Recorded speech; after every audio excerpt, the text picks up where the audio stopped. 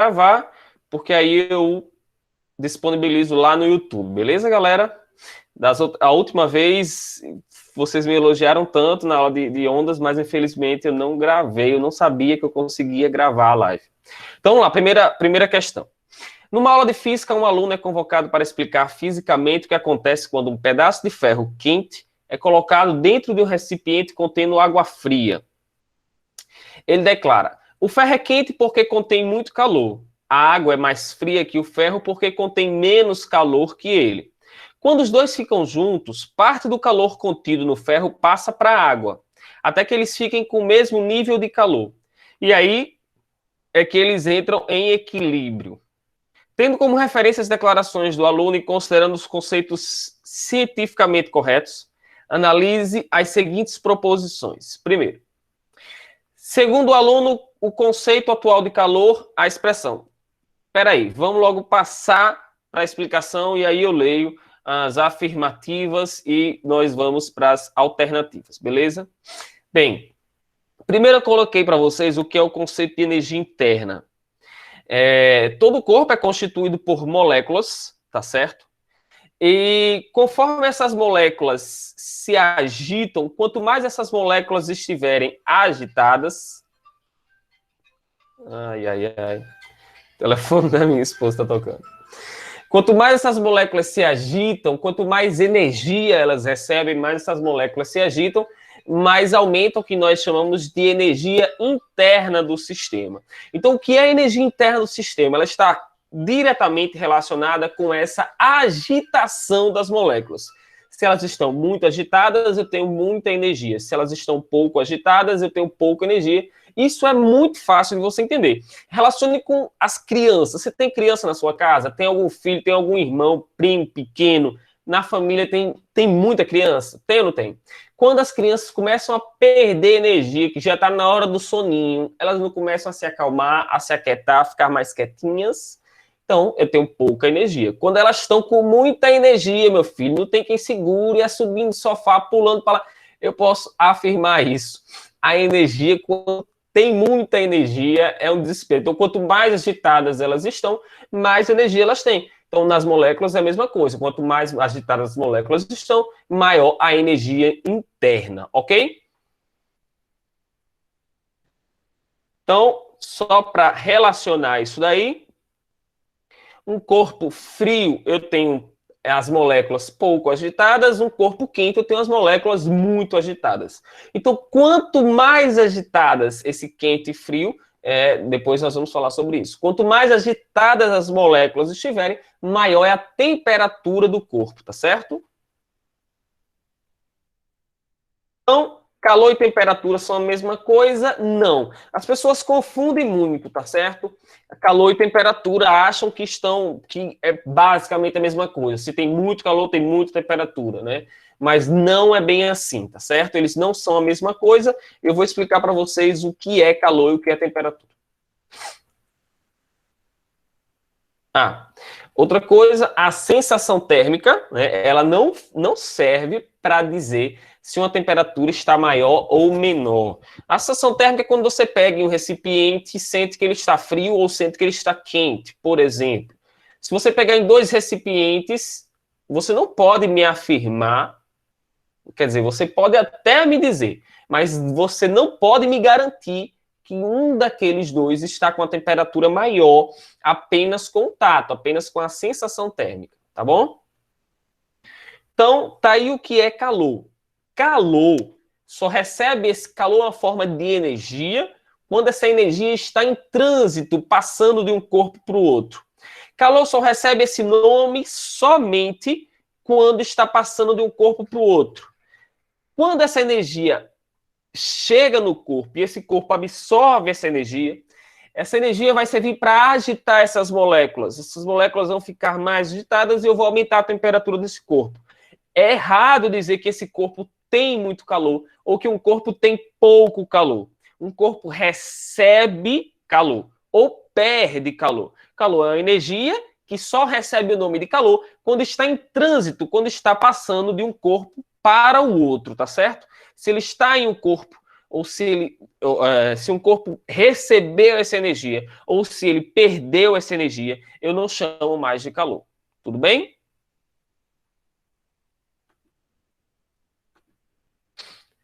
Então, a unidade de calor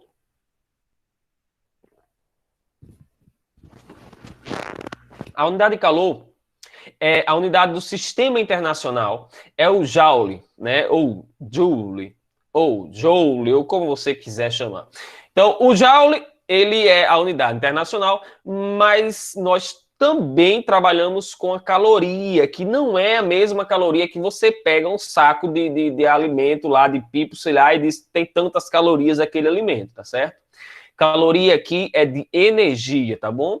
Uma caloria equivale a aproximadamente 4,2 joules. Então, essa conversão, ela é muito utilizada nas questões e ela é extremamente importante e necessária, tá? Tem alguns casos que você só pode fazer a continha se tiver em joule. E tem outros que você tem que trabalhar em caloria, né? Normalmente, as questões, elas trazem essa informação, tá bom? E o que é essa temperatura? Então, temperatura, supondo aqui que não vai haver uma mudança de fase, que é importante, tá certo? Porque quando ocorre a mudança de fase, tem uma coisa importante aí que depois nós vamos falar. Mas se um corpo recebe energia, moléculas se agitam, mais aumenta a temperatura de um corpo. Quanto mais calor um corpo perde, essas moléculas vão se acalmando, menor é a temperatura do sistema, beleza? Eu costumo brincar da seguinte forma: você chega numa festa, tá morgada, a festa tá morgada, tá todo mundo paradinho, triste, as moléculas estão sem energia, a temperatura do ambiente tá baixa. Quando começa o moído a esquentar, a galera começa a tomar um negócio que não pode, e começa a extrapolar, e começa aquele vucu-vucu, e dança para lá e para cá, e o moído comendo no centro, e você já começa a suar, e ali a energia interna começa a aumentar, a temperatura do ambiente vai lá para cima, né? E aí começa a haver um aumento na temperatura. Então, a temperatura está relacionada com a energia interna. Quanto mais energia, quanto mais movimento das moléculas, quanto maior o movimento das moléculas, maior a temperatura do sistema. Ok? Até aí, tudo bem? Podem falar no chat aí se tiverem alguma dúvida, beleza? Bem, então, temperatura está relacionado com a agitação das moléculas e tem aqui o conceito de equilíbrio térmico. Né? O que é equilíbrio térmico? Quando eu tenho dois corpos, um corpo numa temperatura maior, um corpo numa temperatura menor, esses corpos, quando entram em contato, vai haver uma troca de energia entre eles.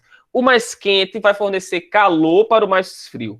Mas uma observação que eu acredito que não venha a cair algo do tipo, mas o mais frio também cede calor para o mais quente, tá certo? Só que em uma quantidade, lógico, muito menor. Mas vai haver uma transferência de calor também de lá para cá.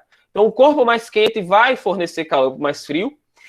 Essa transferência de calor vai existir até que eles atinjam o que eu chamo de equilíbrio térmico, que é quando as temperaturas dos corpos se igualam. Não, aí uma observação importante. Não necessariamente a quantidade de calor dos corpos vai ser a mesma, porque eu posso ter corpos diferentes, de materiais diferentes, massa diferente. Então, a quantidade de calor que cada corpo precisa para elevar a sua temperatura é diferente. Isso é uma propriedade que nós vamos falar depois. Então, vai haver uma troca de calor. Enquanto houver essa troca de calor, até chegar ao ponto onde eles vão entrar em equilíbrio térmico, até atingirem a mesma temperatura, vai haver essa troca de calor, tá certo? Vai passar energia do mais quente para o mais frio. Tudo bem? Então, vamos à questão.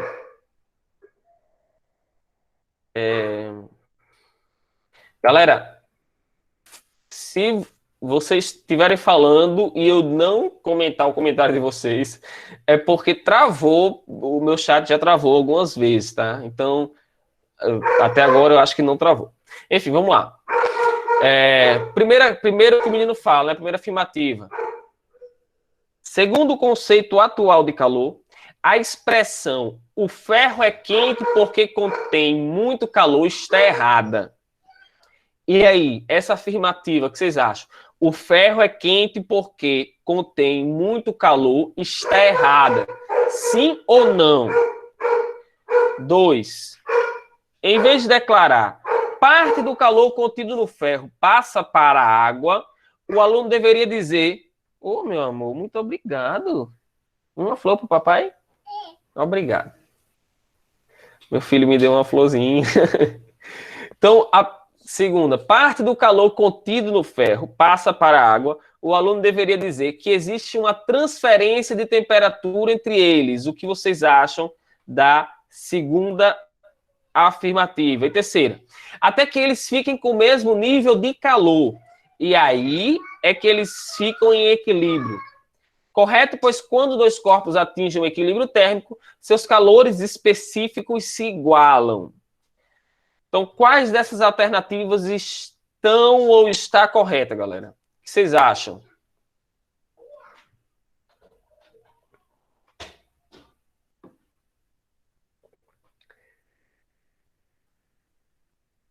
O que vocês acham? Qual dessas alternativas aí estão ou está correta?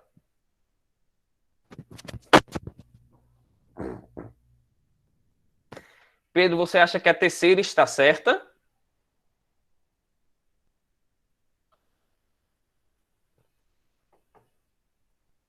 Mais alguém? Alguém acha diferente de Pedro? Vamos lá, Pedro. Primeiro diz o seguinte: o ferro é quente porque contém muito calor. Ele está dizendo a imagem está cortada? A imagem está cortada? Não dá para ver direito, não, o slide? Ah, vocês estão no celular, é? Para mim, os outros meninos, Joyce, Pedro, ah, beleza, Natália. Os outros estão vendo normal o slide porque para mim tá aparecendo normal. Pedro, para você tá normal? Joyce, para mim tá aparecendo normal aqui.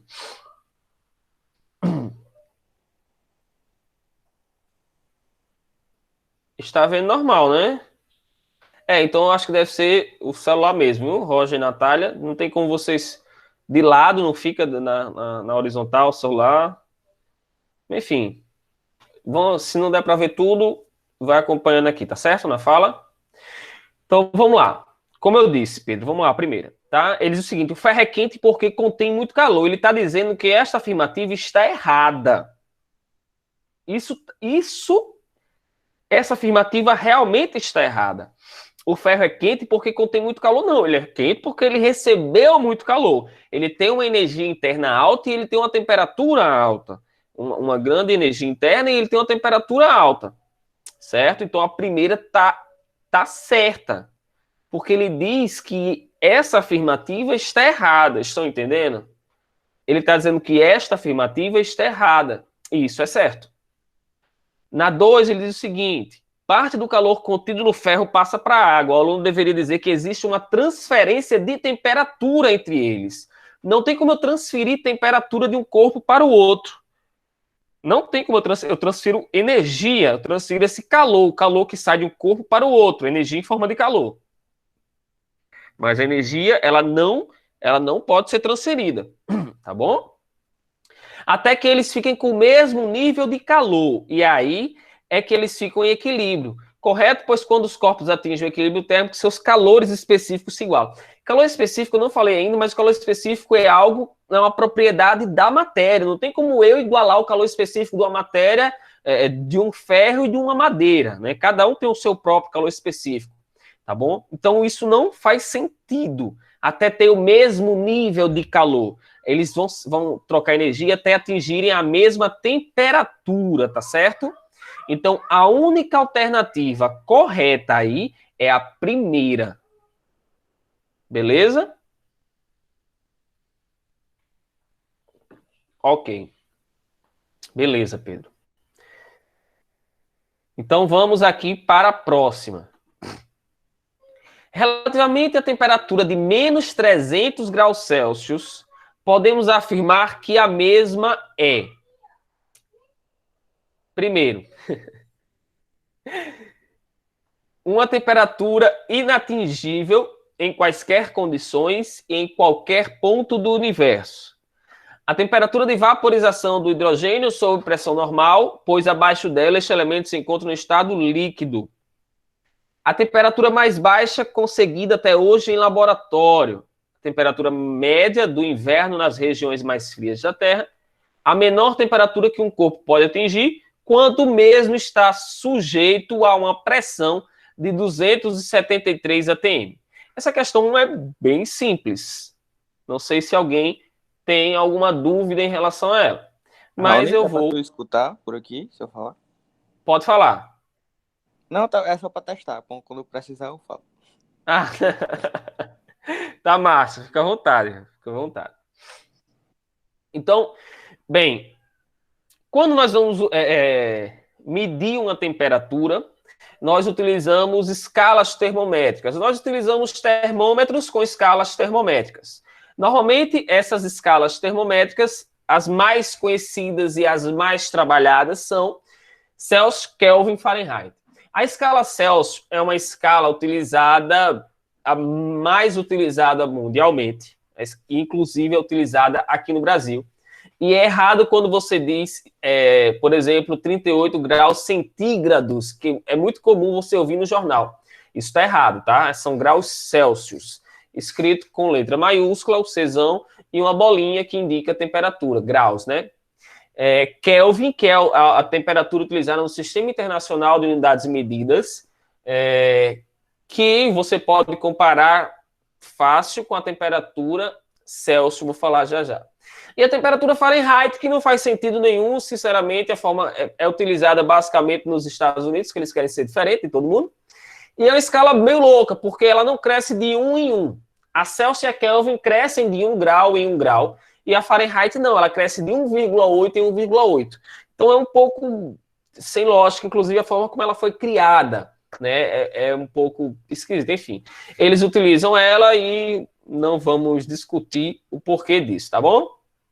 Então tá aqui, a Fahrenheit, ela trabalha o ponto de fusão quando a água congela a 32 graus Fahrenheit, e quando a água entra em ebulição a 212, quando começa a ferver. A escala Celsius é 0 e 100, como vocês já conhecem, e a Fahrenheit, desculpe, e a Kelvin, né? A Celsius é 0, o congelamento, e 100 na ebulição, e a Kelvin é 273 na fusão e 373 na ebulição, ok? São as escalas termométricas que são mais conhecidas e mais utilizadas, tá certo? Bem, para se converter a unidade de medida, você vai utilizar esta equação aí de cima, né? Se você tiver uma temperatura em Celsius e quiser passar para Kelvin, você pega temperatura em Celsius sobre 5 igual a temperatura em Kelvin menos 273 sobre 5. Você pode cortar os 5 de baixo e aí fica só C, né, temperatura Celsius, igual a temperatura em Kelvin menos 273. Ou seja, 0 Celsius, para você passar para Kelvin, é só somar com 273. Se tiver em Kelvin e quiser passar para Celsius, é só diminuir em 273.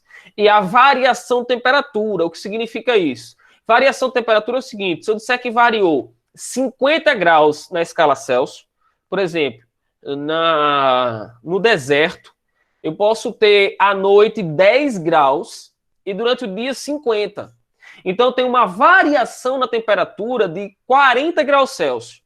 Variou, aumentou 40 graus Celsius. Se for em Kelvin, também é 40. A variação é a mesma, porque elas crescem de 1 em 1, como eu disse anteriormente. E a Fahrenheit, não, ela cresce de 1,8 em 1,8. Então, para converter, para saber quanto aumentaria em Fahrenheit, ou você multiplica esse 40 por 1,8, ou você faz essa continha, tá certo?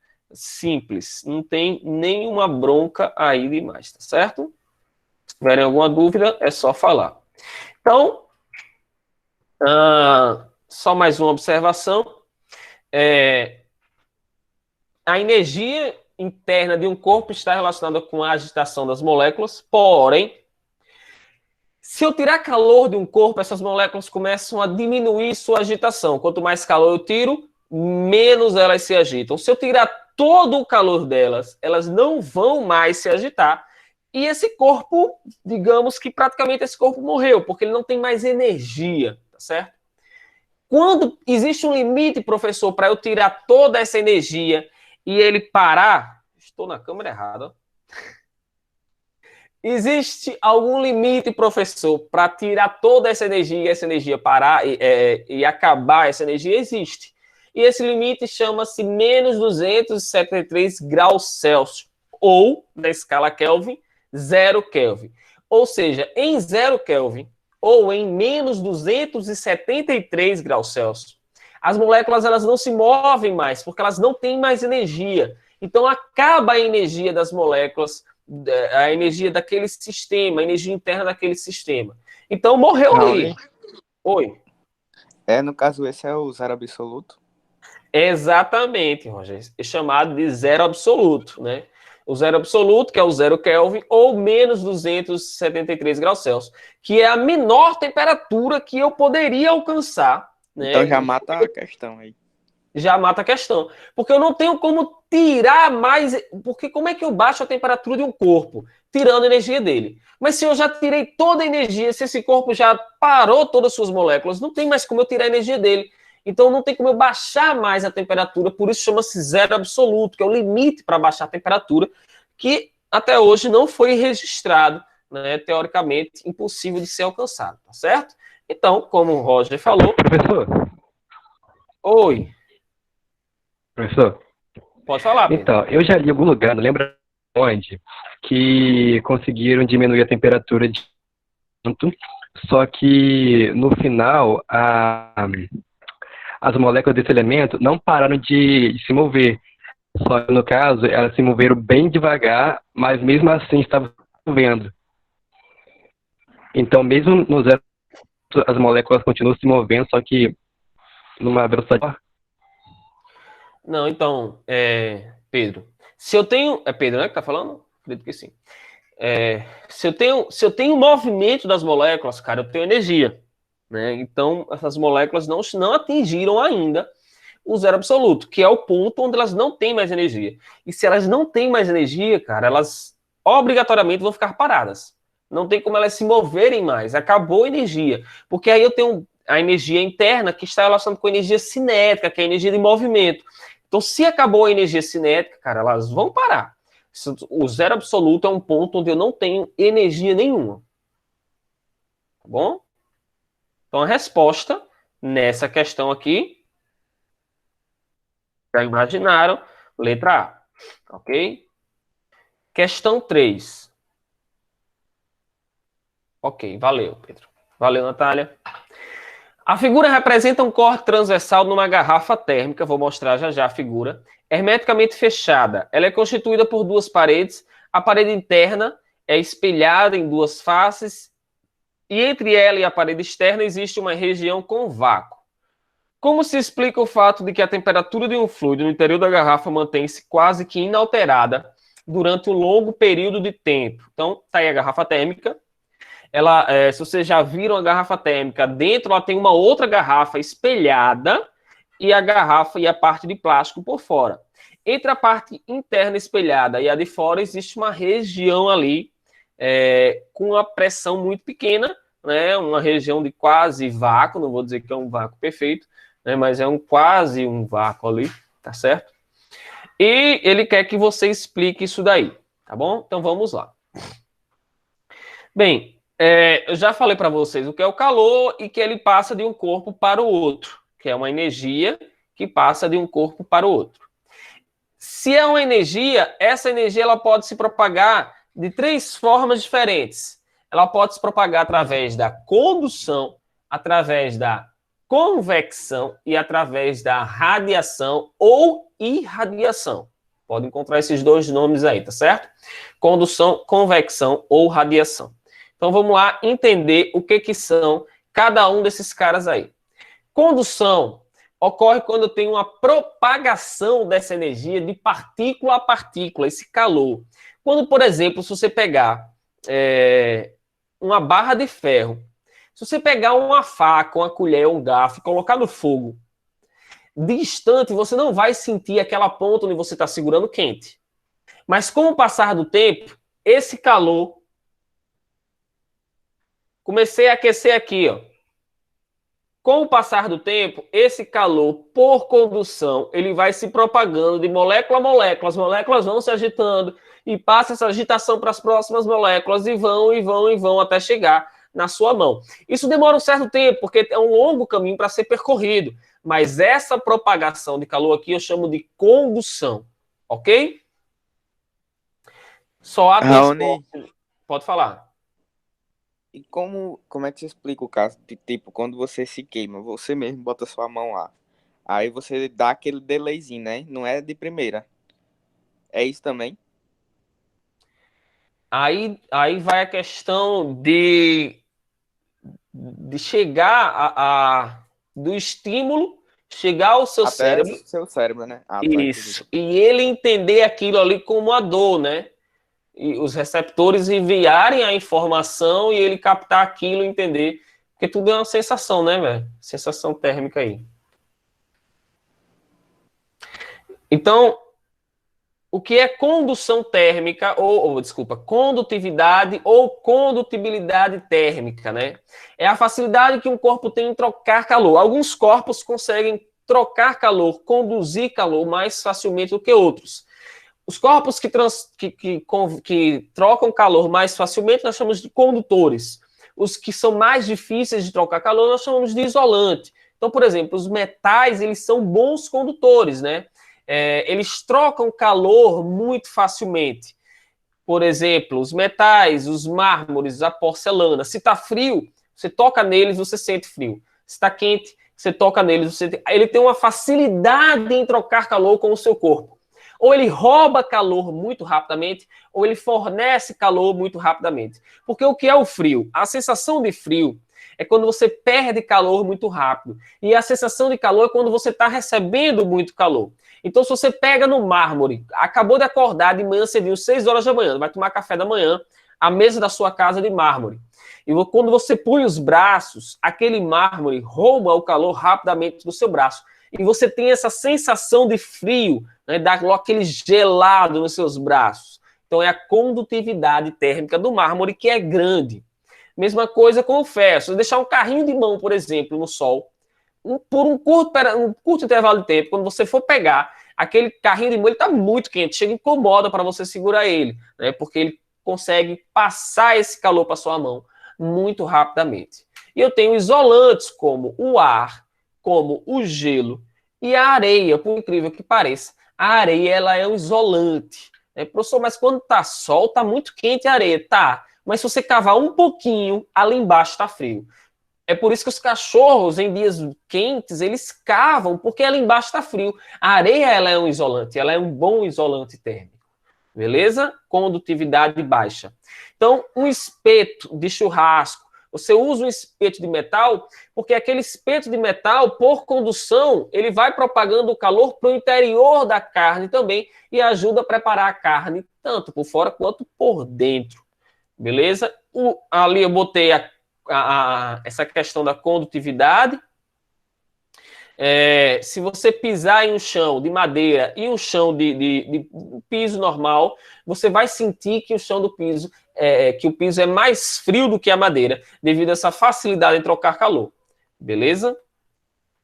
Convecção. Se tiver alguma dúvida, é só falar, tá bom? Convecção ocorre nos fluidos devido a uma diferença de densidade.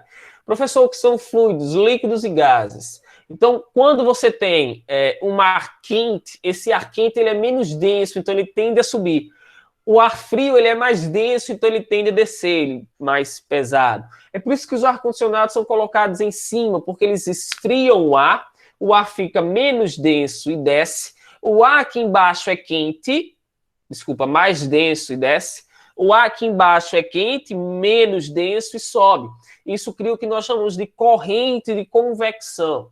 Um animal que aproveita muito essa corrente de convecção é o urubu, né? O urubu, ele bate muito pouco as asas para economizar energia. Então, ele pega essas correntes de ar quente que estão subindo e sobe. Quando ele quer descer, ele pega uma corrente de ar frio, ou ele para de bater as asas ali, sai da corrente de ar quente e começa a descer. E aí pega uma corrente de ar frio, sobe, uma corrente de ar frio desce, uma corrente de ar quente sobe. E aí ele fica rodeando até ele descer e chegar no seu alimento, né, para economizar energia.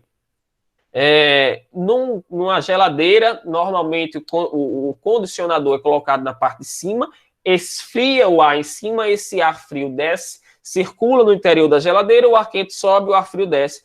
Corrente de convecção também. Como funcionam as massas de ar na atmosfera? Mesma coisa, Natália. Então, se você já viu no jornal, é muito comum aparecer e ele dizer assim, a massa de ar quente que está vindo nessa direção, a massa de ar fria que está vindo nessa direção. Então, sempre tem essas correntes de convecção. Por exemplo, quando tem alguém pulando de parapente, né? Ou asa delta. O cara que é profissional nisso, que trabalha com isso, ele sabe que se ele pegar uma corrente descendente, se ele pegar uma corrente de ar fria, ele pode cair, ele vai descer. Então, ele procura sempre locais, normalmente ele que trabalha naquela área, ele sabe os locais onde tem corrente de ar quente. Então, ele vai em direção àqueles locais e aproveita para ganhar altitude. Né? Se ele Mas como é que ele sabe? Só percebendo assim no ambiente?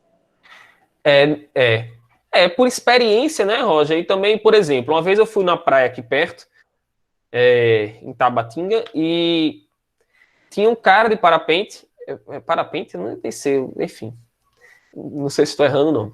E o cara tem as falésias, né? Tem um paredão ali de frente para a praia e tem um morro. Então, além da parede enorme, eu tinha um morro, então ficava algo muito alto, e a praia aqui embaixo. Então, esse vento que sopra, que eu vou falar já já, da praia para a terra, ele batia aqui, isso aqui é bem óbvio, né? Porque não tinha para onde o ar ir. Se o ar sopra da praia, esse ar ia bater aqui e subir. Então, onde é que estava o cara? O cara estava aqui em cima, praticamente parado, parecia que tinha uma corda presa nele e presa no morro. Ele estava parado ali. E olha que eu fiquei olhando uns 5 minutos, o cara parado ali. Então ele estava pegando essa corrente de ar que estava subindo. E aí eu posso jogar uma força de resistência do ar para cima e o peso dele para baixo. E essas forças estavam se igualando. E o cara estava parado naquela posição. Se ele quisesse sair dali, era só ele puxar um pouquinho para um lado ou para o outro. E ele sairia dali. Ou quando diminuísse aquele forte vento, com certeza ele ia sair daquela posição. Mas é por experiência, beleza? Porque eles não têm como saber olhando, por exemplo. Eu fiquei com vergonha de perguntar se ele ia ver, tá mais quente e a outra tá mais fria. Não, pode falar, pô. Beleza, vamos lá. Então, o que eu tava falando era isso daqui. Deixa eu botar para vocês aqui na imagem completa, que nós chamamos de brisas, tá certo?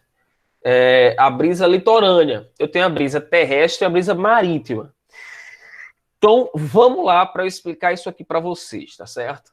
Durante o dia, a galera, meus alunos, né, aqui do IFRN, que moram na região próxima à praia, não sei se a galera aí do Espírito Santo também mora próximo à praia, né, no litoral.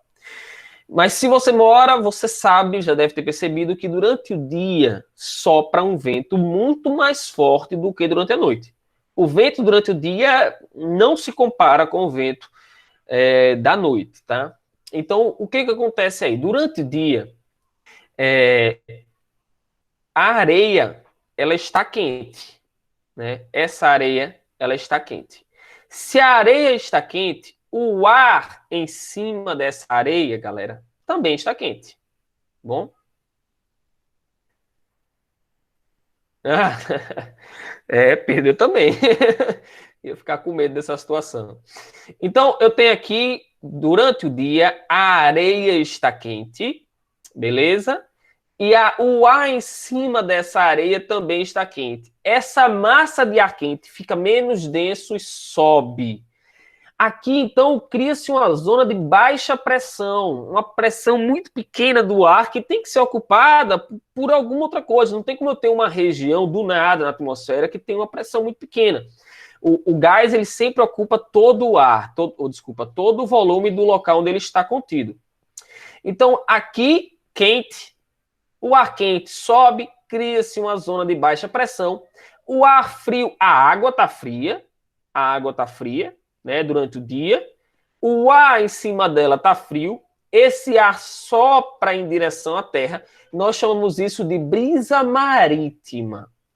Durante a noite, eu tenho o contrário. Se vocês já tomaram banho de noite, se não tomaram, eu aconselho tomar. É muito bom.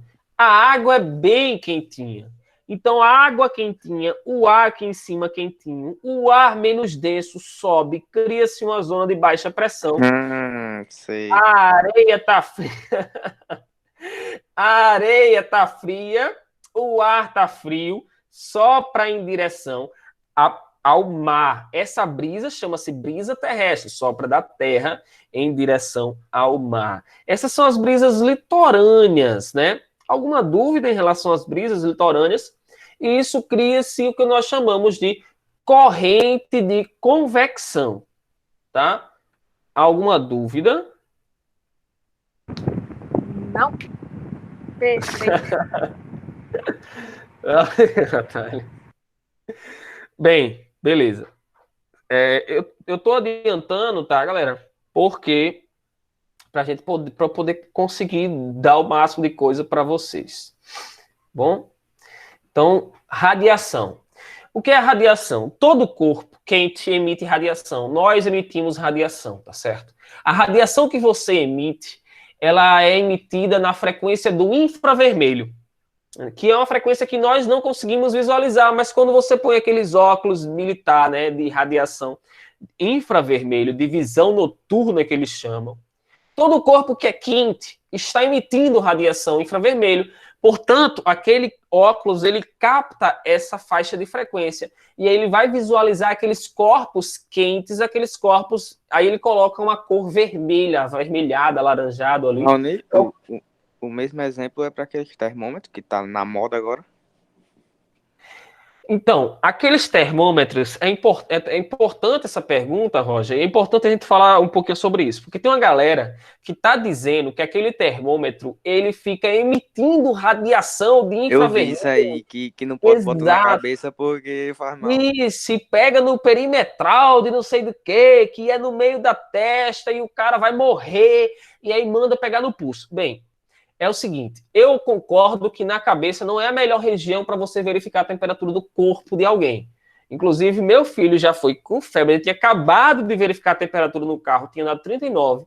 Quando entrou no hospital, que o cara botou aquele termômetrozinho, deu 37. E o cara, ele não tá com febre, disse, meu amigo, eu acabei de colocar um termômetro de mercúrio, que é o mais confiável, e tava 39. Aí a mulher botou de mercúrio e deu 39. Então, eu não confio naqueles termômetros. Mas, enfim. Mas ele não emite... Diga. O perigo desses termômetros é se colocar o laser só no olho, não? Vou falar, Natália. Olha só.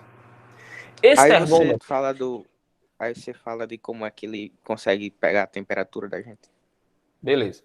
Esse termômetro, ele não emite onda nenhuma. Ele capta essas ondas. Como o Roger falou, é como óculos de visão noturna. Ele vai enxergar onde é que está a radiação do infravermelho lá de noite, né? Quem está emitindo corpo quente, onde é que tem corpo quente emitindo radiação do infravermelho. Essa arminha, esse termômetro, essa pistola em termômetro, nada mais é do que isso daí. Você aponta para um corpo quente e ele vai receber essas ondas de infravermelho, ele vai absorver, ele vai captar essas ondas de infravermelho. E dependendo da intensidade, ele vai identificar a temperatura maior ou menor. Tá? Ele não emite nada, ele não emite laser, não emite infravermelho, nem nada disso. Ele só capta, ele só absorve, vê onde é que... pega aquele local que está emitindo radiação no infravermelho, identifica isso, e dependendo da quantidade que ele absorve, que ele identifica ali, a intensidade maior ou menor, ele vai identificar a temperatura. Pode falar, Rocha. Depende da frequência. Na frequência do infravermelho. Ele só capta na frequência do infravermelho, Não, que é eu o que nós digo, a estamos emitindo. temperatura vai depender da frequência. Não, da frequência não. Vai depender da intensidade, que aí está relacionado com a amplitude Ah, tá, é verdade. da onda, tá? Frequência é o número de oscilações aqui. Amplitude, se eu tenho uma onda mais intensa, maior ou menor aqui, beleza? Entendi. Certo? Ok. Ficou alguma dúvida, Pedro? Não? Você falou não, professor?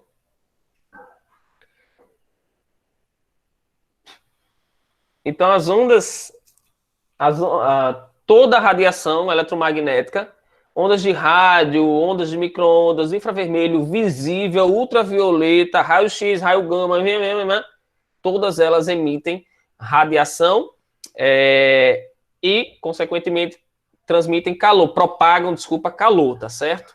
Inclusive, eu vi hoje um vídeo, o cara dizendo que a pistolinha emitia radiação de ultravioleta, né? E o bom é que os caras falam com uma propriedade, gente, tão grande. E é um médico, pô, aquele cara é um médico. Diga Pois aí. é, cara, isso é ridículo. Eles falam com uma propriedade tão grande que o coitado do funcionário que tá ali na frente com a pistola na mão, do termômetro, velho, ele vai achar que aquilo ali é verdade, né? Raoni, E os outros, para que ele tá divulgando?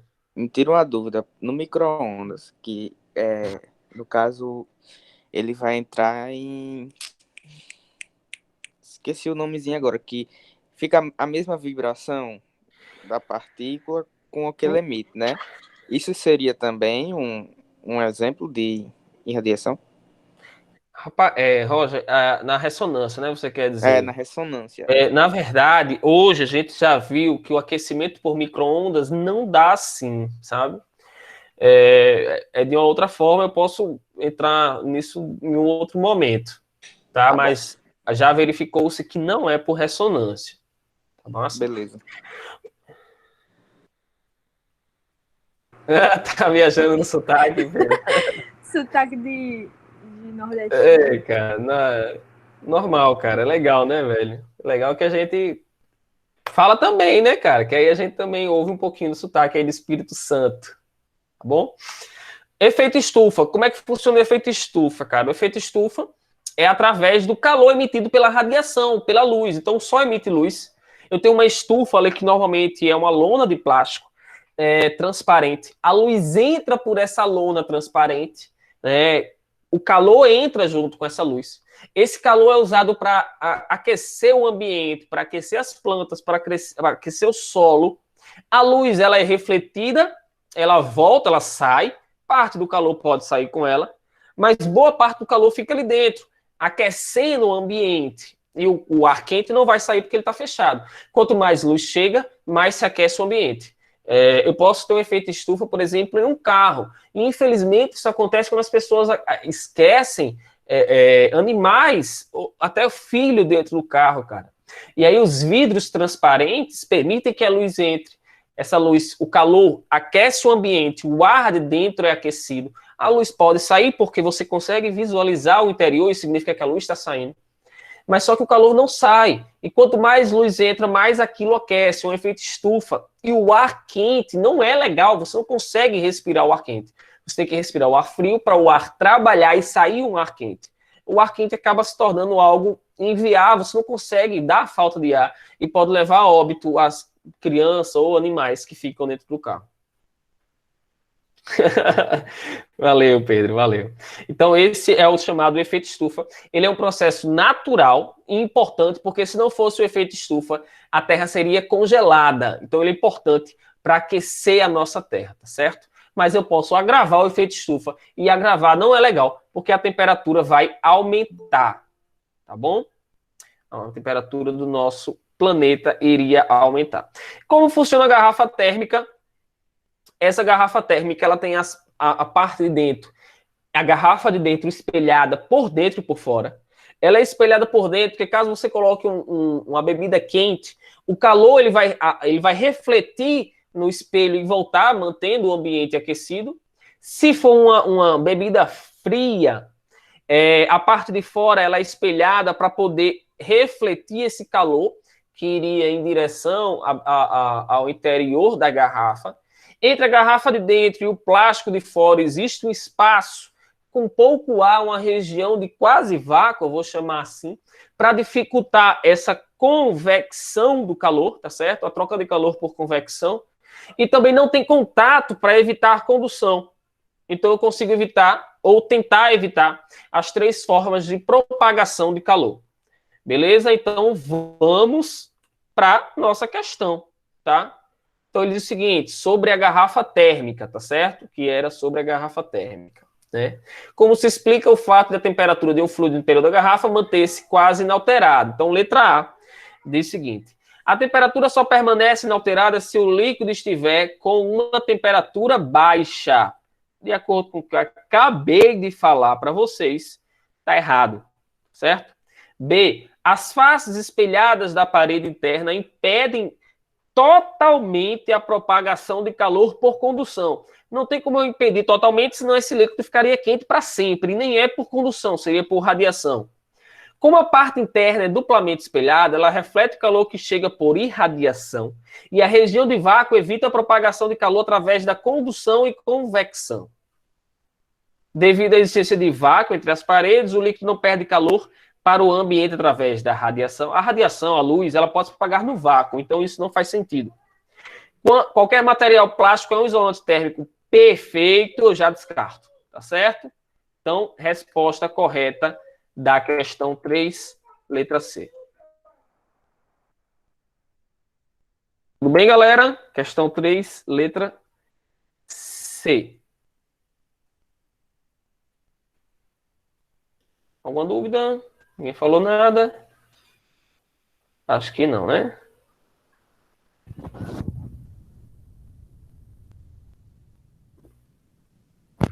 Quatro.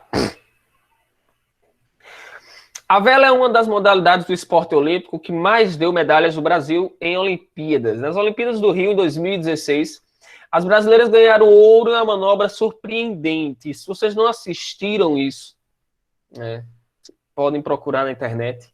Elas estavam, do nada, quando elas contornaram a última boia lá, elas começaram a se afastar do grupo. Então o grupo começou a voltar aqui, elas vieram por fora e pareciam uma distância muito maior. Então quem estava assistindo, certamente, que essa bicha tão perdida, né, velho? Estão contornando o quê, cara? Elas estão muito longe. Só que, surpreendentemente, as Olimpíadas foram aqui no Brasil e elas conheciam aquele local. Então elas pegaram, cara, um vento muito forte. E de repente elas ganharam muita velocidade. E passaram na frente de todo mundo e ganharam ouro. Foi algo fantástico. E eu vi muita física nisso daí.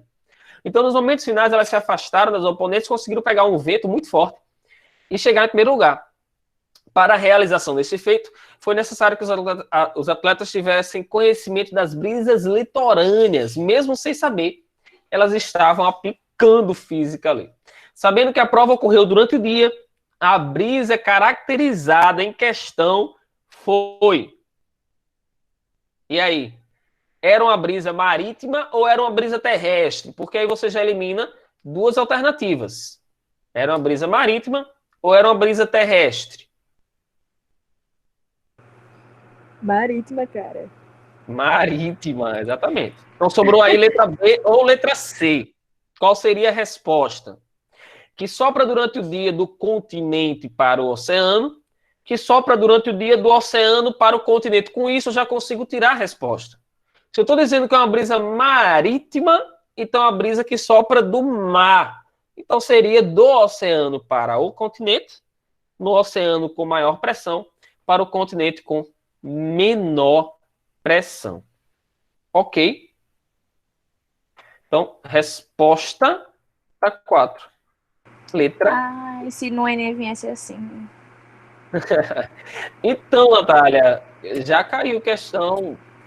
Essa questão, na verdade, eu fiz uma adaptação. Essa questão é minha e eu juntei com algumas outras questões para tentar ficar mais bem elaborada. Mas pode aparecer. E assim, Pode, mas é uma perdida, assim, no meio de...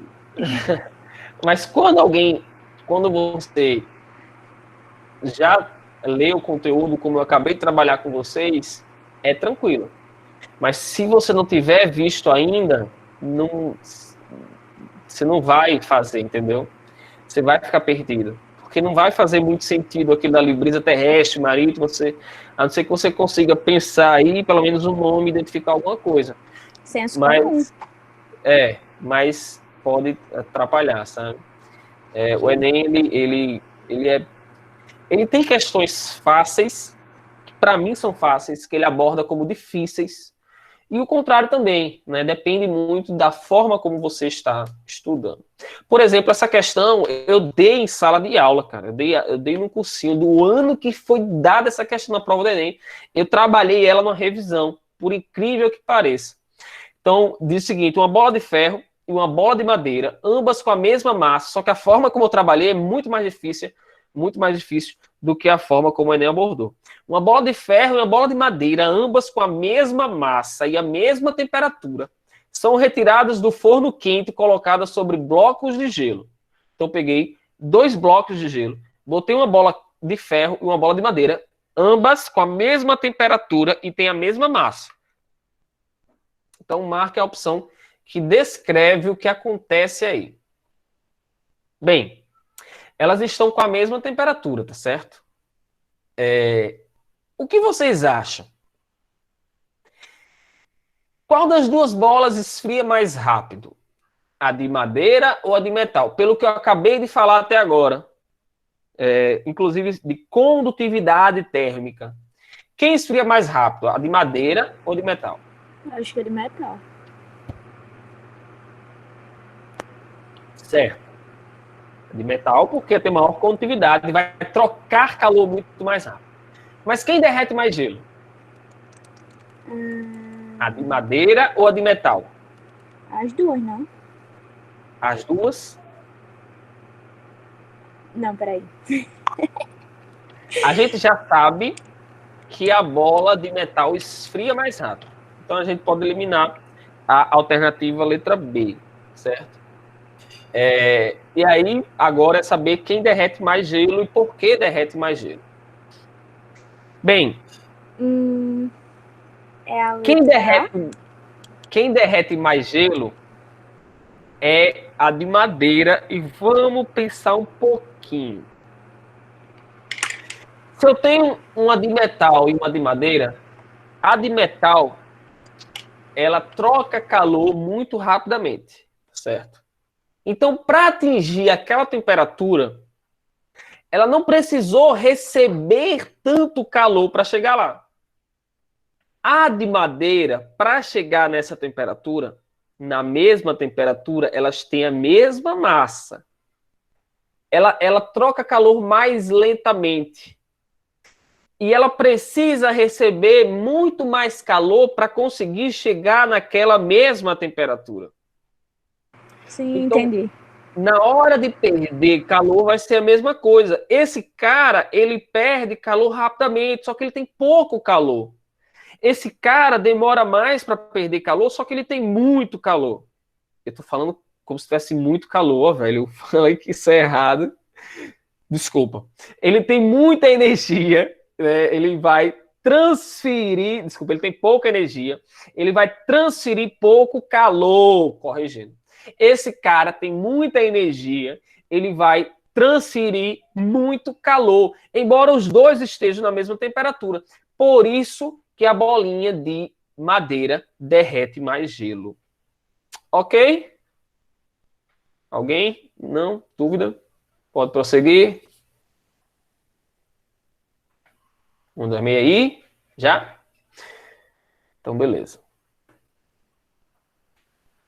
Eita, essa questão é grande. Deixa eu botar aqui para vocês lerem comigo. Leia com carinho. Já dizendo, não dá pra ler direito não no celular. Agora dá. Tá. Sim, vocês estão. Tá, entendi. Nos ferros elétricos automáticos, a temperatura de funcionamento, que é previamente regulada por um parafuso, se vocês têm ferro elétrico em casa, vocês sabem que existe uma chave no ferro que você gira, nalho, que as opções que aparecem, nalho, algodão, seu couro, né, essas coisas, que você pode mudar e deixar a temperatura do ferro maior ou menor, beleza? É controlada por um termostato que é constituído de duas lâminas bimetálicas de igual composição.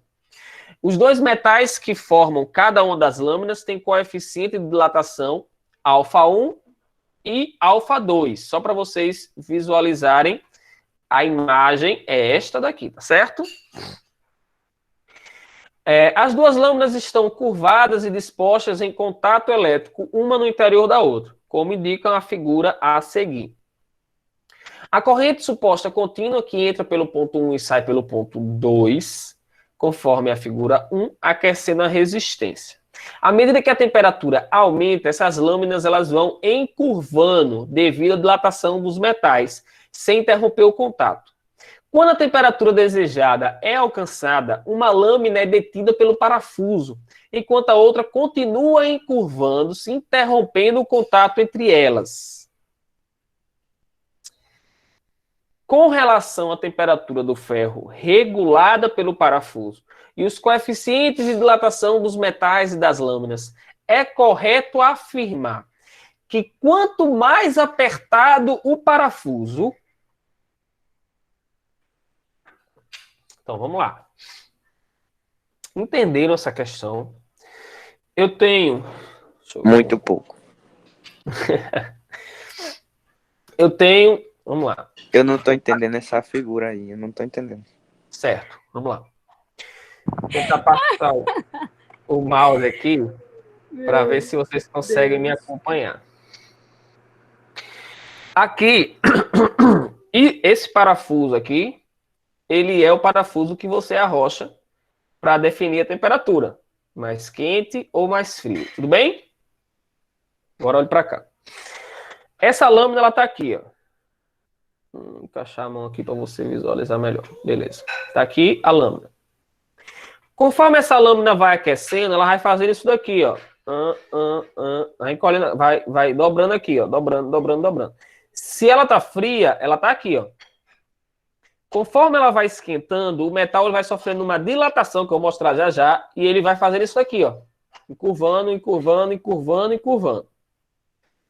Esse parafuso aqui, ele serve para limitar essa quantidade,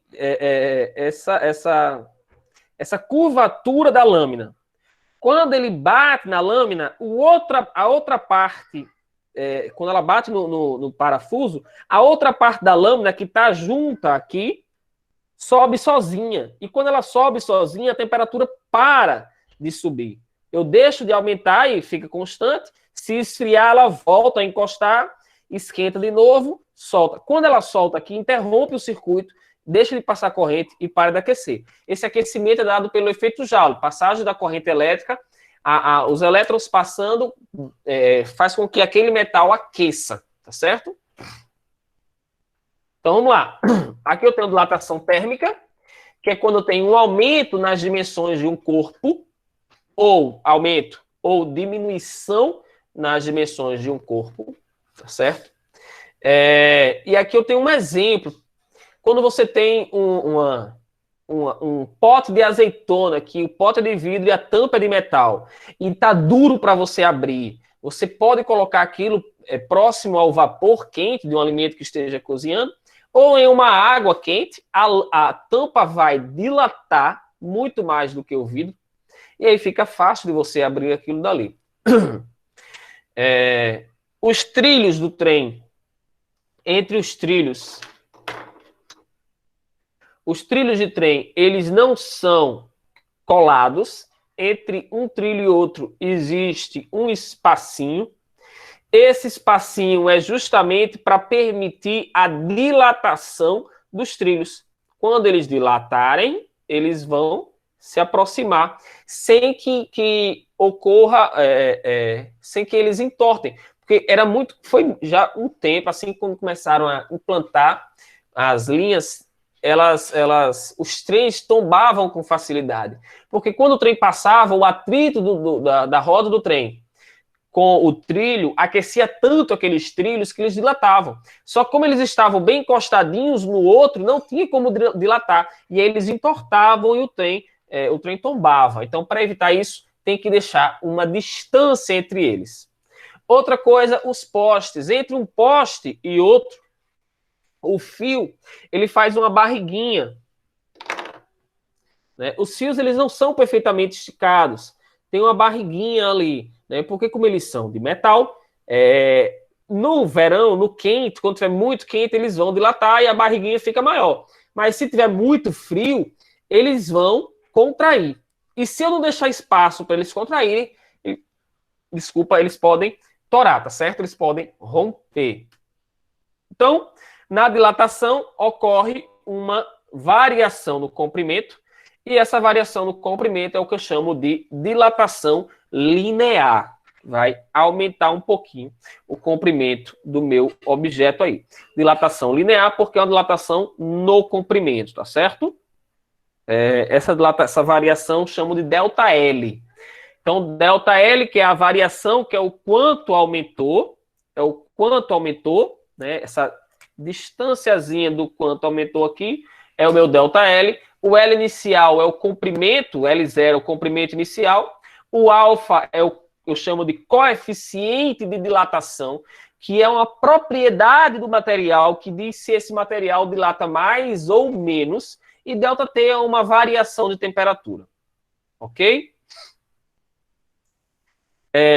Dilatação superficial. Se você pegar uma moeda de R$1 e colocar no cofrinho, essa moeda, ela vai, digamos que ela entre a continha naquele cofrinho ali. Se você aquecer essa moeda e tentar colocar ela de novo, ela não vai mais entrar, porque agora ela sofreu uma dilatação em sua superfície.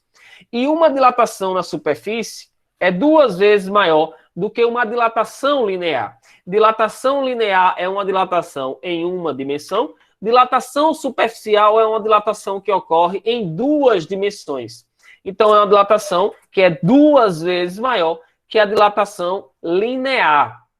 Por isso, nós vemos que o coeficiente de dilatação superficial é 2 vezes maior que o coeficiente de dilatação linear. Então, aqui eu tenho uma área cinza inicial e depois sofreu uma dilatação ΔS, uma variação na área que está em verde, tá certo? É o quanto ele aumentou a sua área. Bora, meu filho. Aí, passei direto. Então, como eu já havia dito, né, a dilatação superficial é 2 vezes maior que a dilatação linear. Aqui está a equação da dilatação superficial. A equação é a mesma, tá certo? Só vai mudar aí as letrinhas, né? A outra era ΔL, aqui é ΔS. E o alfa aqui é beta, lembrando que o beta vale 2 vezes alfa. E a dilatação volumétrica, que é no volume todo. O volume todo de um corpo, ele é uma dilatação que ocorre no comprimento, na largura e na altura, ou seja, são 3 dimensões. Então, ele é 3 vezes maior do que a dilatação linear, tá bom? A equação é a mesma, mudando a letrinha, ΔV, que é a variação do volume, gama, que é o coeficiente de dilatação volumétrica, que é 3 vezes maior que o linear, volume inicial e variação de temperatura. Eu também posso ter uma dilatação nos líquidos. Os líquidos, se você pegar um copo e aquecer o copo com água, lógico, não tem como você aquecer só a água, né? Se botar água no fogo, ela vai apagar o fogo. Então, na hora que você aquece um recipiente com água, a água vai dilatar, o líquido vai dilatar, mas o recipiente também vai dilatar. Porém, você não vê o recipiente dilatando, mas vê, se você botar água bem na boquinha do copo e aquecer o copo, a água vai derramar. Você vê a água derramando. Você vê uma dilatação da água, mas você não vê a dilatação do recipiente, né? Essa dilatação, a dilatação da água, na verdade, vai ser uma dilatação total. da água que aumentou junto com o recipiente, mais a água que derramou, que é justamente isso daqui, ó, a dilatação. A água que derramou, eu chamo de dilatação aparente, que é o que eu vi que derramou. Mas a dilatação da água que dilatou junto com o recipiente, que ficou junto com o recipiente, que é igual à dilatação do recipiente. Então, a dilatação total é a do recipiente mais a que derramou, que eu chamo de aparente. Ok? Rapidamente.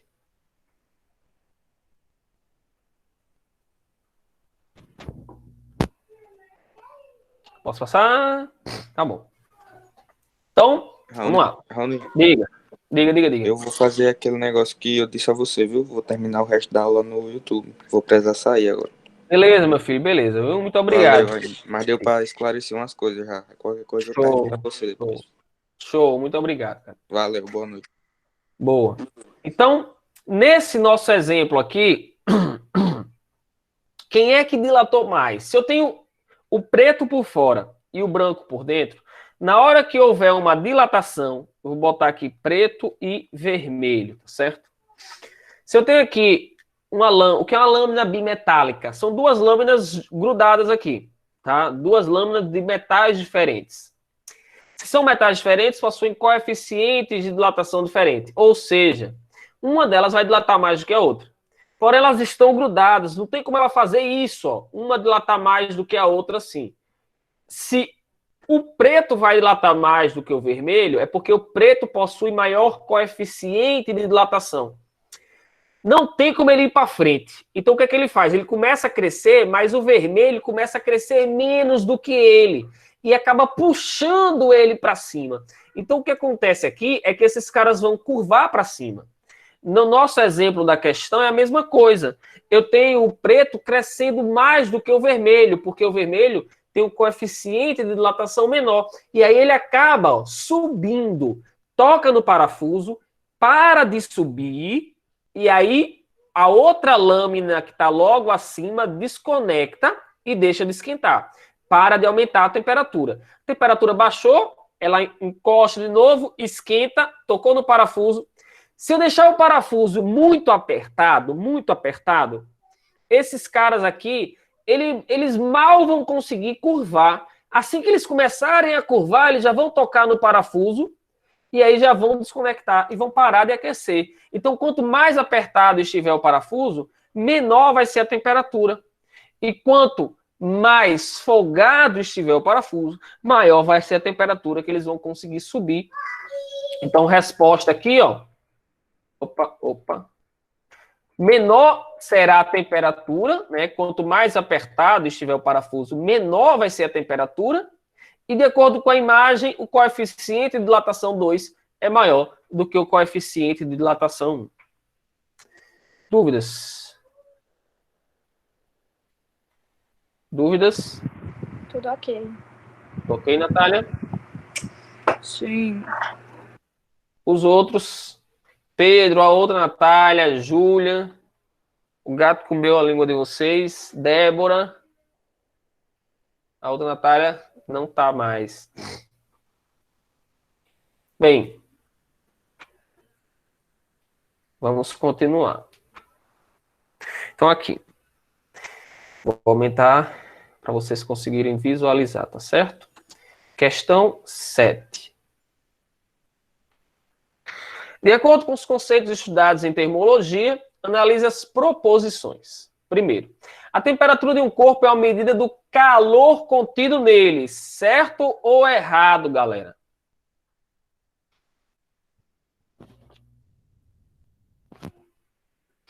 A temperatura de um corpo é a medida do calor nele contido. Verdade, não? Olha só, a temperatura de um corpo é a quantidade de calor que ele tem. Não. É a quantidade de calor que ele recebeu e fez com que a energia interna dele das moléculas aumentasse, né? A energia cinética das moléculas aumentasse, tá? Sim. O corpo não tem calor. Ou ele perde ou ele ganha. Tá? Então a primeira é falsa. Segunda, uma peça de metal e um pedaço de madeira colocados em um mesmo ambiente durante longo tempo adquirem praticamente a mesma temperatura. Se eu deixar, por exemplo, uma bolinha de metal, uma bolinha de madeira no congelador e pegar no outro dia, os dois certamente vão estar na mesma temperatura do ambiente, eles vão estar em equilíbrio térmico, tá certo? Então está correto. Geralmente, quando uma pessoa sai de uma piscina, ela sente mais frio do que quando se encontrava dentro d'água. Essa sensação é uma consequência da evaporação da água em sua pele. Galera, isso aqui é o seguinte: quanto mais rápido sopra o vento, mais você facilita na evaporação da água. E se essa água evapora rapidamente, eu disse a vocês, se eu perco calor muito rápido, eu vou sentir frio. Então, quando essa água evapora, ela leva junto o calor da minha pele. E aí eu vou sentir frio. É por isso que quando você está na praia, por exemplo, na praia de noite, dentro da água é uma delícia quentinha. Mas quando você sai, além da temperatura do ar, além do ar estar tá numa temperatura mais baixa, o vento forte vai aumentar, vai acelerar o processo de evaporação da água e você vai sentir frio. Quarto, em junho deste ano, a mídia noticiou que a cidade de Curitiba, a temperatura chegou a 10 graus Celsius. Essa temperatura na escala Fahrenheit corresponde a 55 graus Fahrenheit. Então, deixa eu mostrar aqui para vocês, rapidinho. Eu tenho... Ver se vocês conseguem visualizar aqui, tá certo? O negócio aqui é rústico, tá bom? Não tem negócio de lousa digital, não. Eu tenho esta equação aqui. Ver se vocês conseguem. Vou botar mais perto para vocês enxergarem, tá bom? Eu tenho esta equaçãozinha aqui, que é a equação que eu mostrei para vocês anteriormente. Tá bom? TC sobre 5 igual a TF menos 32 sobre 9. Tá bom? Ele fala ali que a temperatura em Curitiba era de 10 graus. Então, se eu botar aqui 10 graus, ó, para facilitar para mim, tá bom? Vou botar logo o 10 aqui, ó. 10 graus. 10 dividido por 5, 2. Então, vai ficar aqui, ó, 2 igual TF menos 32 sobre 9. Tranquilo, bem devagarinho. Vou fazer um meio pelos extremos, ó. Ó, 9 vezes 2, 18. Tudo bem. 18. Eu vou pegar esse cara e vou jogar para o outro lado, para não escrever muito, que eu tô com preguiça. Então vai ficar assim, ó, 18 mais 32 igual a TF. TF vale quanto? 18 mais 32, 50. Então, 10 graus Celsius correspondem a 50 graus Fahrenheit, tá certo? Então, a alternativa está errada. E a última, quando aquecemos um recipiente completamente cheio de líquido, este líquido transborda. O volume de líquido que transborda mede a dilatação real do líquido. Não, mede o que chamamos de dilatação aparente. Tudo bem? Então, a resposta para essa questão é a letra D. Dúvidas?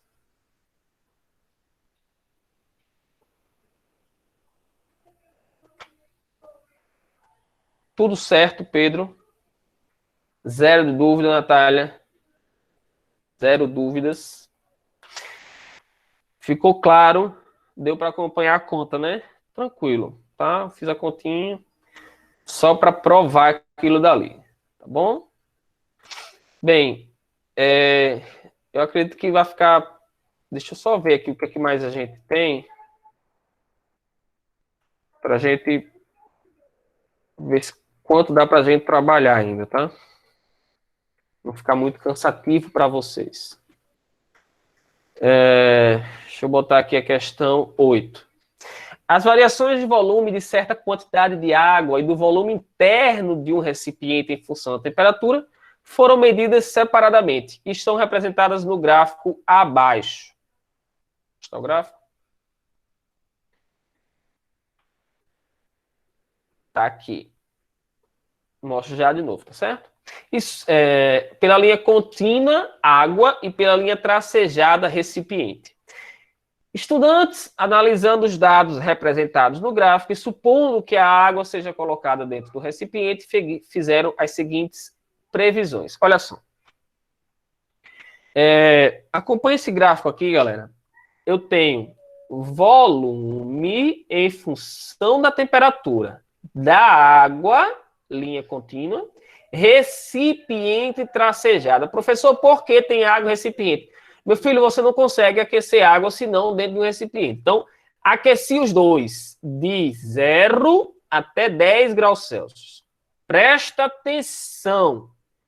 O que aconteceu com o volume da água? Conforme a temperatura saiu de 0 até 4, o volume da água diminuiu.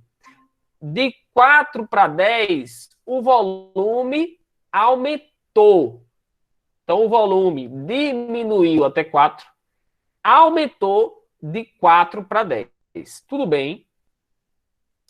Pois bem, o recipiente, por sua vez, enquanto eu aquecia ele, o que é esperado, ele só aumentava. O recipiente sempre aumentou. A água não, ela diminuiu e depois aumentou. Por que isso daqui, professor? Isso aqui nós chamamos de dilatação anômala da água. A água ela tem uma propriedade especial. Quando eu aqueço a água, quando está em 0 grau, a densidade dela diminui e o volume dela aumenta. É por isso que quando a água congela, se tiver dentro de um copo, se tiver dentro de uma garrafa, um refrigerante ou uma cerveja, quando congela, eles podem estufar a lata ou estourar a garrafa. Porque a água, quando chega em 0, ela aumenta o seu volume. E como ela não tem mais para onde ela crescer, ela acaba quebrando o recipiente. Quando ela descongela até 4 graus Celsius, essa propriedade especial dela faz com que a densidade dela vá diminuindo. A densidade dela é máxima quando chega... Desculpa. A densidade dela... Agora eu me enrolei todinho que eu estava falando. O volume, não? Meu Deus do céu, desculpa, me enrolei todinho. Me perdi, tá olhando aqui para a figura. Quando ela está em 0 graus, a densidade dela é mínima e o volume é máximo. Volume e densidade são opostos, tá certo? Quando ela chega em 4 graus Celsius, ela tem a sua máxima densidade. Portanto, o seu volume é mínimo. Agora sim. Então, quando ela tem uma densidade grande, que ela fica mais pesada, ela tende a descer. Isso vai me dar uma coisinha interessante que eu vou mostrar na próxima questão. Então, em 4 graus, a densidade dela fica grande e o volume fica pequeno. Se você tiver com um copo com gelo na boquinha de água do copo, assim que o gelo começar a descongelar, a água não derrama. Porque o volume daquela água, na verdade, começa a diminuir. O volume contido no gelo, de água no gelo, começa a diminuir, até ele descongelar completamente. Né? Quando chega em 4 graus Celsius, já com a água, só água, não mais gelo, descongelou completamente em 4 graus Celsius, ela está ali embaixo, ela não derrama. Ela diminuiu, na verdade. Quando eu passo a aquecer agora, além de 4, aí o volume dela volta a aumentar e ela pode derramar. Então, ela tem essa propriedade especial. Então, a primeira é do seguinte: o recipiente está completamente cheio de água, sem haver derramamento, apenas quando a temperatura for 4 graus Celsius. O recipiente estará completamente cheio de água, sem haver derramamento, apenas quando a temperatura for de 4 graus Celsius. Se for de 4 graus Celsius, o volume da água está menor, porque a densidade está maior, não derrama. Ok? Olha ali que o recipiente e a água só estão no mesmo volume quando a temperatura é 4. 2. A água transbordará apenas se sua temperatura e a do recipiente assumirem valores maiores do que 4 graus. Se assumirem maiores, ela derrama. Mas se assumirem menores, ela também derrama. É só olhar para o gráfico. A água transbordará se a sua temperatura e a do recipiente assumirem valores acima de 4 graus, ou se assumirem valores abaixo de 4 graus. Então, a afirmativa 3 também está correta. Ela só não derrama em 4 graus quando elas estão tocando no mesmo volume. Acima de 4 ela derrama, abaixo de 4 ela derrama também. Então, resposta da questão 8, letra C. Perguntas? Dúvidas? Dúvidas? Nada? Nenhuma. Questão Top, né, boa Natália? essa. Boa, né? Muito boa, cara. Então, questão... Posso passar? Questão 9, tá? Deixa eu só ver uma coisinha aqui, que a questão 9 a gente já vai entrar em outro conteúdo. Eu acho que não vai dar tempo para a gente aprofundar. Mas eu vou deixar com vocês. Vocês aguentam ainda mais essa questão? Ou a gente para agora e faz uma próxima live com essas questões e mais outras, né? Da 9 Você que pra frente. sabe. Dá para ir aí, Natália? Dá. Dá, né? Pedro, aguenta até a Professor, 10ª, como é que dá? pelo menos. Dá também, Pedro?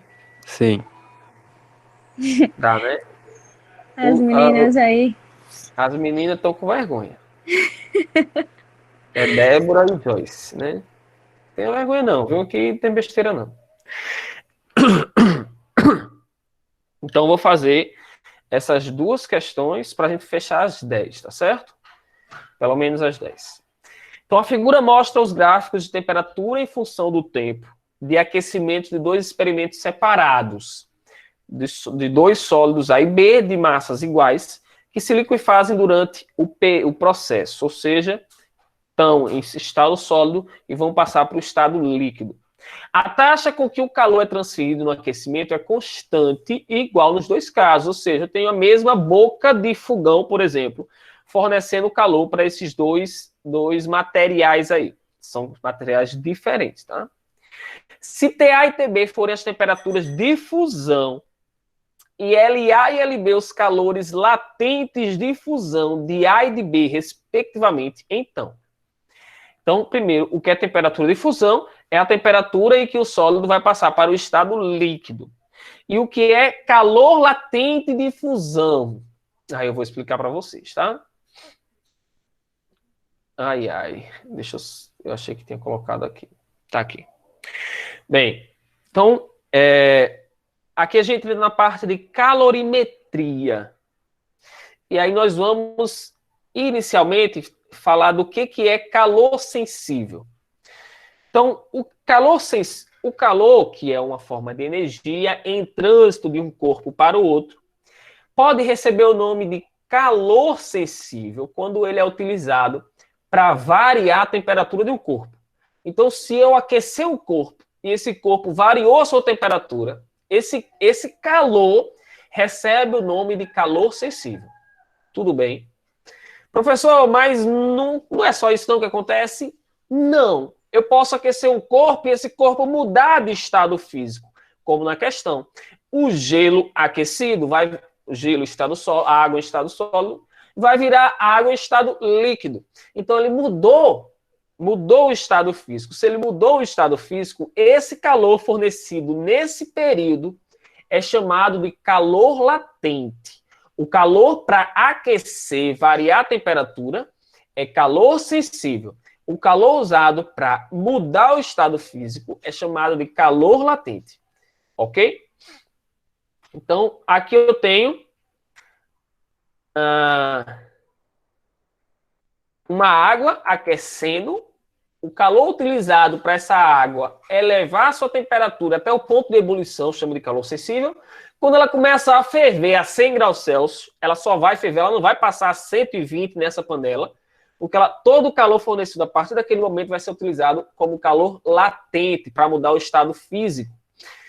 Uma propriedade importante aqui é a capacidade térmica do corpo. Capacidade térmica do corpo é a quantidade de calor que esse corpo precisa receber para variar a sua temperatura. E depende da matéria, depende da quantidade de matéria. Por exemplo, se eu pegar 1 quilo de ferro e 10 quilos de ferro, os dois são ferro. Os dois têm a mesma propriedade que eu vou citar já já. Só que 10 quilos, eu vou precisar fornecer muito mais calor para 10 quilos de ferro do que para 1 quilo, para aumentar a sua temperatura. Porque são 10 quilos, é muito mais massa. E essa propriedade chama-se capacidade térmica, ou seja, a capacidade térmica desse meu bloco de 10 quilos é muito maior do que a de um bloco de 1 quilo, tá certo? Já o calor específico é uma propriedade específica da matéria. 1 quilo de ferro, 10 quilos de ferro. Os dois possuem a mesma propriedade específica, o mesmo calor específico. Os dois são ferro. 1 litro de água ou 100 litros de água é água. O calor específico da água não muda, mas a capacidade térmica vai mudar. O calor específico a gente caracteriza como sendo a quantidade de calor necessária para variar a temperatura de 1 grama dessa substância em 1 grau Celsius. Porque 1 grama, para caracterizar que é uma coisa própria da substância, que não depende da quantidade de matéria. Então, é uma propriedade. O ferro tem o seu próprio calor específico, independente da quantidade de matéria, independente da massa, eu sempre tenho a mesma quantidade, é mesmo calor específico, desculpa, tá certo? Então, o calor específico é uma propriedade da substância, capacidade térmica depende da quantidade de matéria. Aqui eu tenho o calor específico de algumas substâncias, se vocês visualizarem essa tabelinha aí, entre essas substâncias, aqui tem o maior calor específico, é a água. Entre as que eu coloquei para vocês, vale 1 cal por grama grau Celsius. Isso significa que, por ter um calor específico tão grande, a água ela precisa receber muito calor para variar a sua temperatura. É por isso que a água, por exemplo, na praia, ela passa a manhã inteira recebendo calor, a tarde inteira recebendo calor da luz solar, para conseguir aquecer só de noite. Aí à noite a água da praia está quente. Aí ela passa a noite perdendo calor, a madrugada perdendo calor e só consegue esfriar durante o dia. Isso devido ao calor específico grande da água. A areia já é diferente. A areia ela tem um calor específico pequeno. Portanto, durante o dia, receber um pouquinho de calor, a areia ela já varia a sua temperatura. Se botou uma sombrinha e fez uma sombra ali, esfriou um pouquinho, ela já reduz sua temperatura. Então, a areia ela varia sua temperatura muito rapidamente por ter o calor específico pequeno. Pois não? É 0,2 é o calor específico da areia? Se não me engano, é algo do tipo. Eu não lembro agora, Natália, mas Muito pouco. é bem pequenininho. É bem pequenininho. Varia muito, muito rapidamente. Essa equação é chamada de equação fundamental da calorimetria e eu costumo chamar ela de Q macete. Q igual a MC delta T. Q macete. Calor, que é o calor para variar a temperatura que eu falei lá no início, calor sensível. Massa, depende da massa. Depende do calor específico e depende da variação de temperatura. Então, Q macete. Essa equação você usa quando a questão disser que um corpo está variando a temperatura, né? E aí você vai usar a equação de calor sensível, tá certo? E o que é calor latente? Para variar o estado, para mudar o estado físico. E ele é dado por esta equação aí, que mulher, Q igual a ml, calor latente, massa e calor latente, quantidade de calor. Massa e calor latente, que é o meu L. O calor latente depende da substância. Por exemplo, a água ela tem o próprio calor latente de fusão, para poder mudar do estado físico do sólido para o líquido, e o calor latente de vaporização, para mudar de líquido para gasoso, que é muito maior. É muito mais difícil você conseguir ferver 1 litro de água do que descongelar 1 litro de gelo. Né? É muito mais fácil você descongelar do que ferver. Né? A quantidade de calor é muito menor, devido a esse calor latente. Né? Para vocês visualizarem aí, o calor latente de difusão é 80 cal por grama, 80 calorias para poder fundir cada 1 grama de gelo. Já para você vaporizar a água, você tem que fornecer 540 calorias para cada 1 grama de água. Beleza? Quase 7 vezes mais do que o calor latente de fusão.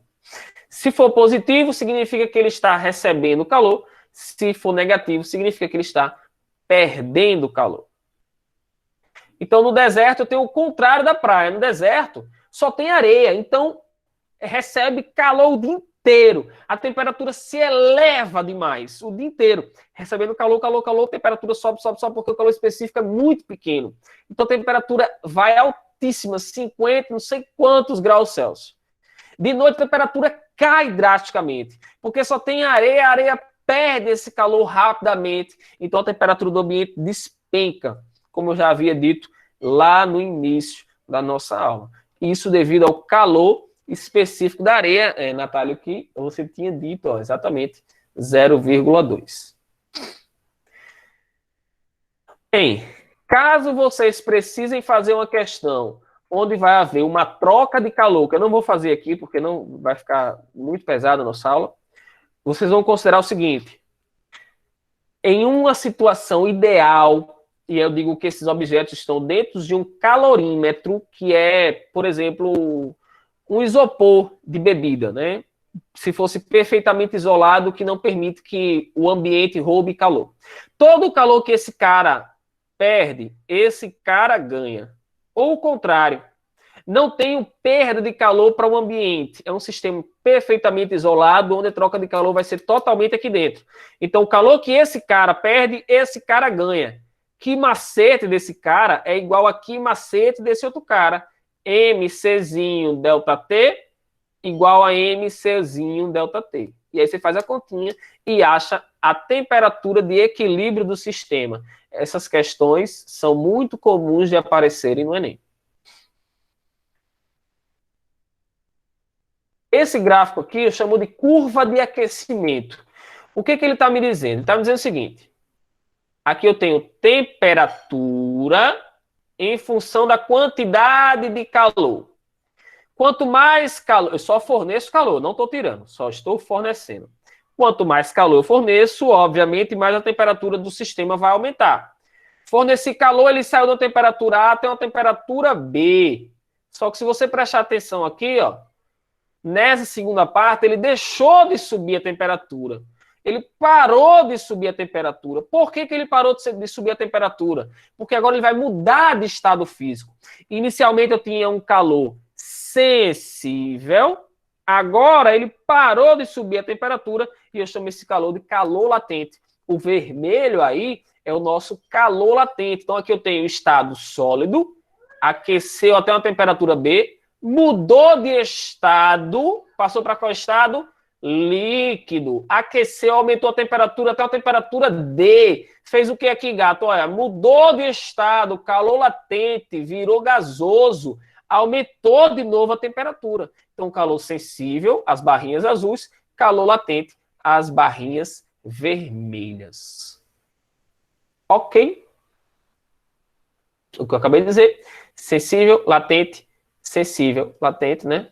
Variando a temperatura, variando. Professor, então, tipo assim, o calor sensível, ele é como se fosse para aquecer o corpo e o latente é para mudar o estado físico dele.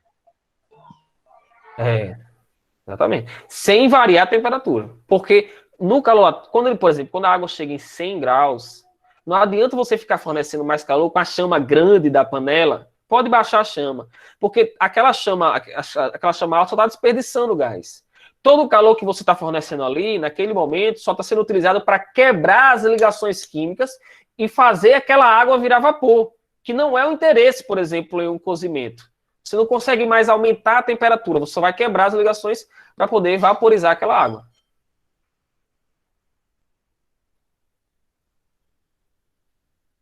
Ok. Beleza? Show. Então, voltamos para a questão. Bem, olhando para esse gráficozinho aqui, olha só. Temperatura de fusão Lembra? Calor sensível. Vamos olhar para o gráfico A. Calor sensível, latente e sensível. Sensível, latente, sensível. Beleza? Então, calor latente é quem vai mostrar aqui onde é a temperatura de fusão.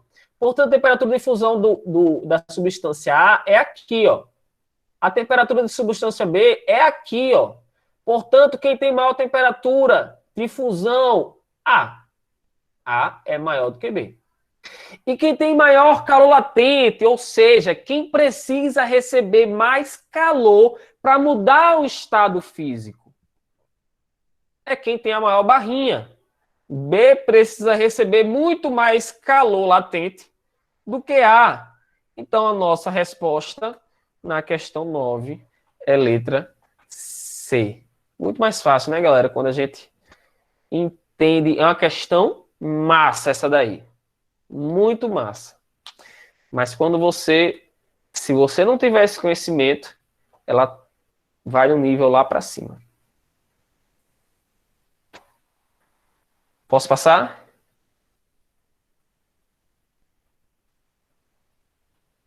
Alguém tá Pode. falando? Pode, Pedro? Beleza. Então, eu vou finalizar na 10, tá? Para vocês não ficarem com raiva de mim. A gente vai finalizar na 10. Vamos lá.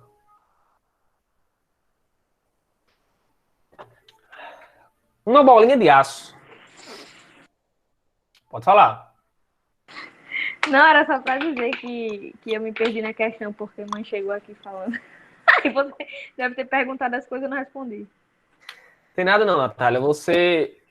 Depois você assiste lá no YouTube, Beijo pode no ser? YouTube. Pode. Pronto, show de bola. Manda um beijo para sua mãe. Uma bolinha Mãe de Raul tá aço. mandando um beijo. Uma bolinha de aço Peraí. a 120 graus Celsius é colocada sobre um pequeno cubo de gelo a 0 graus Celsius. Em escala linear, o gráfico que melhor representa, presta atenção, essa questão é massa, cara. A variação no tempo das temperaturas da bolinha de aço e do gelo até alcançarem o equilíbrio térmico. Qual desses gráficos melhor representa essas variações na temperatura do gelo e da bolinha de aço? Olhem para as alternativas com cuidado. Qual desses caras aí vai representar melhor essa variação na temperatura? O que vocês acham?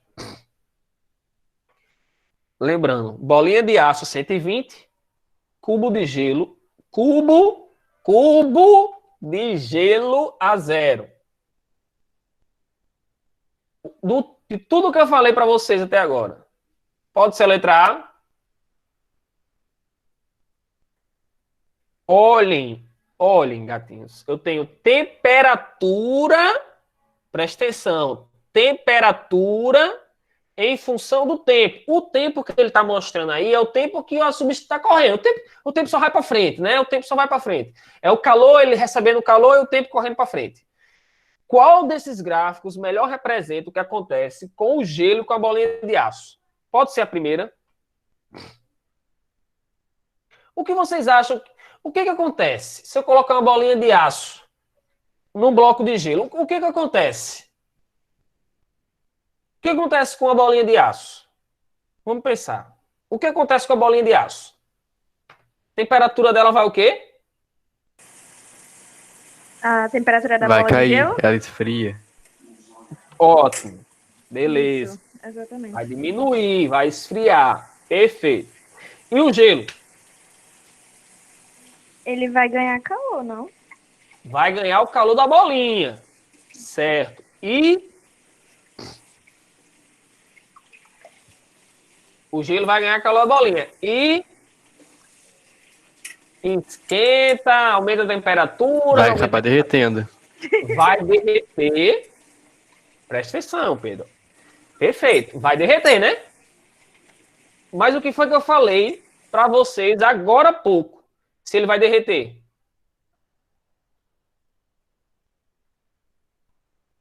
que foi que eu falei agora, se o gelo vai derreter?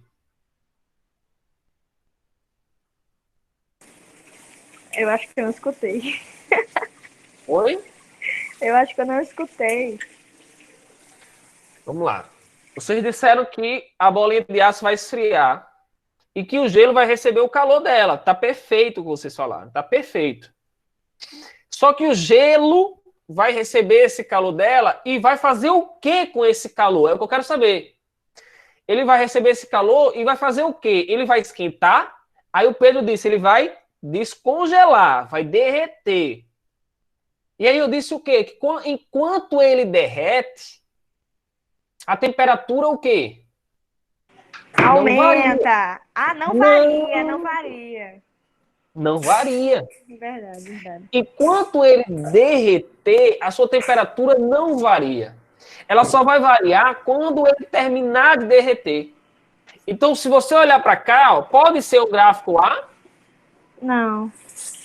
No gráfico A, ele está dizendo que tanto a bolinha que estava a 120 caiu a temperatura e o gelo que estava a 0 aumentou a temperatura.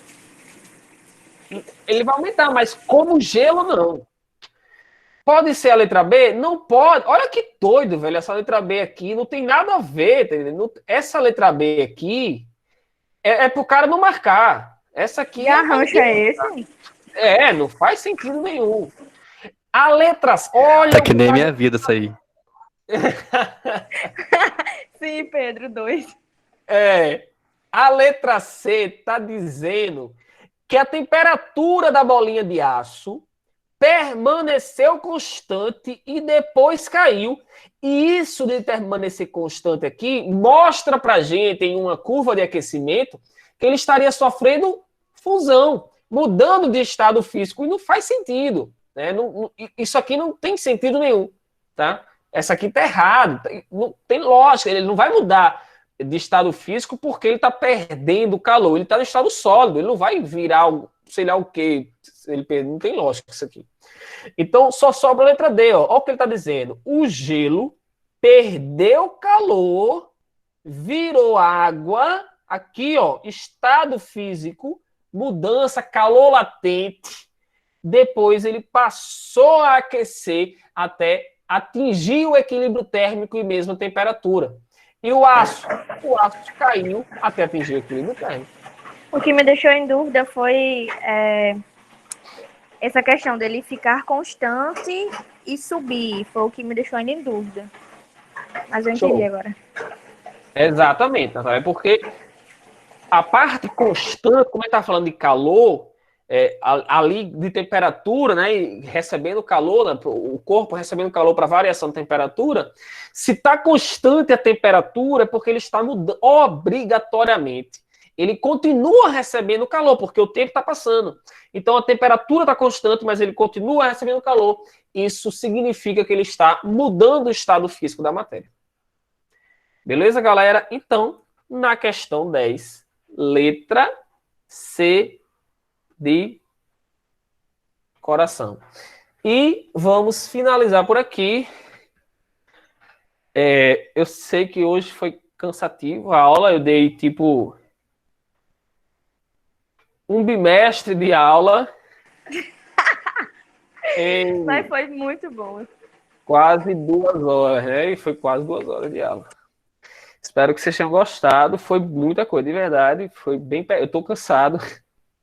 Eu tô cansado de verdade dessa aula, mas eu tô feliz. Mesmo que eu tenha apenas 5 pessoas na minha aula.